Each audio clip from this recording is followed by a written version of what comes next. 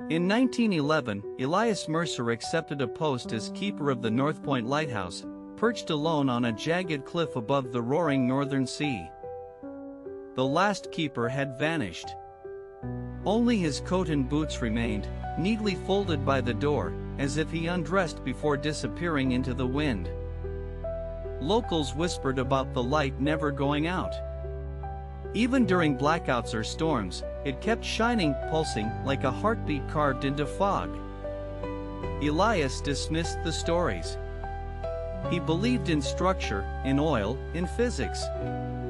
He brought extra supplies, charts, and 2 spare lanterns, just in case. The boat left him with a wave and warning: if it starts blinking faster, don't answer the knock. Then it was just sea and silence. Inside, the lighthouse felt colder than outside. Brass pipes groaned without reason. Dust hadn't settled, like someone had just been there, moments ago. The logbook lay open on the desk. The final entry read, "It looked like me." But it wasn't. And it climbed the stairs. Elias chuckled. Superstition. He began his duties, checking the lens, inspecting the generator, and timing the rotation of the ever-turning, ever-watching beam. At night, the sea groaned louder than before. The wind carried voices. Faint, pleading, almost childlike. "Let us in," they whispered. "Let us see."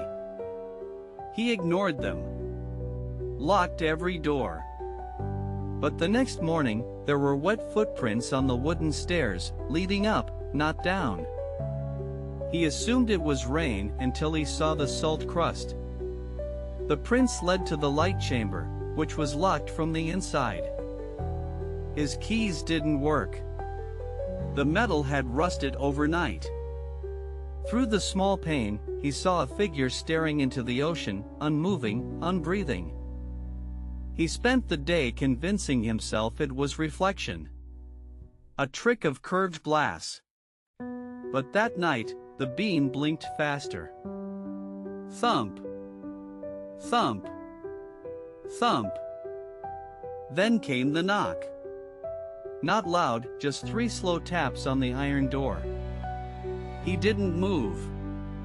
The knock came again, closer. He called out, "Who's there?" No answer.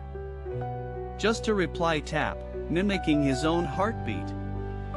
Then silence. Then the wind screamed with laughter. He fell asleep in the supply room. At dawn, the logbook had been moved. A new entry read, "It knocked. You listened. Soon you'll open." He decided to leave. But the dock path had vanished.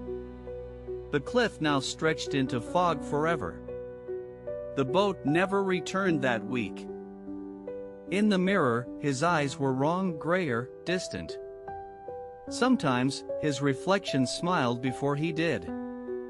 Sometimes, it didn't smile at all. He opened the tower hatch. The light chamber door now stood ajar. The lamp burned green, not gold. And the air smelled like brine. He stepped inside.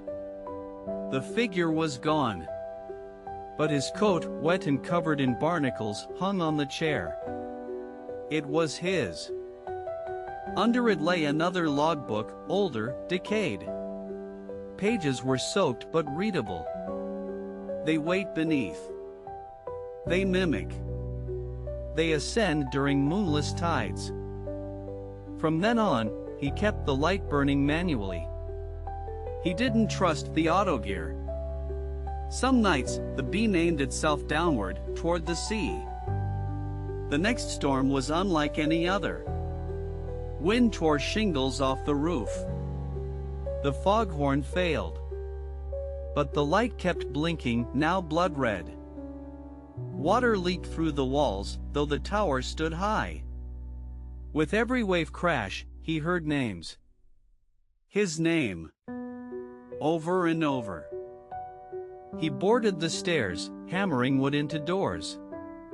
But the nails pulled out by themselves. Tools vanished. Something didn't want him to seal it.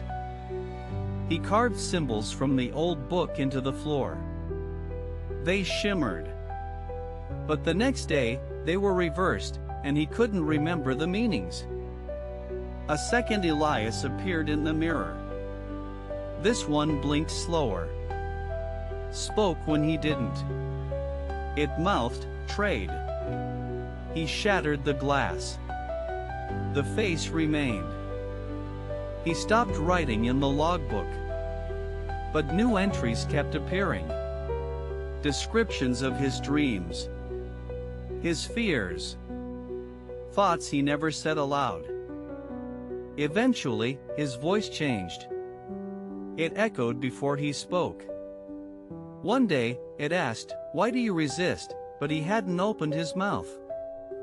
The light went out once, just once, and something began climbing from the shoreline.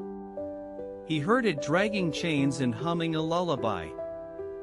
When it reached the base of the tower, all the windows frosted over. A single phrase appeared in ice: "Burn the sea, or become it." He climbed to the top, poured oil across the chamber, and lit it.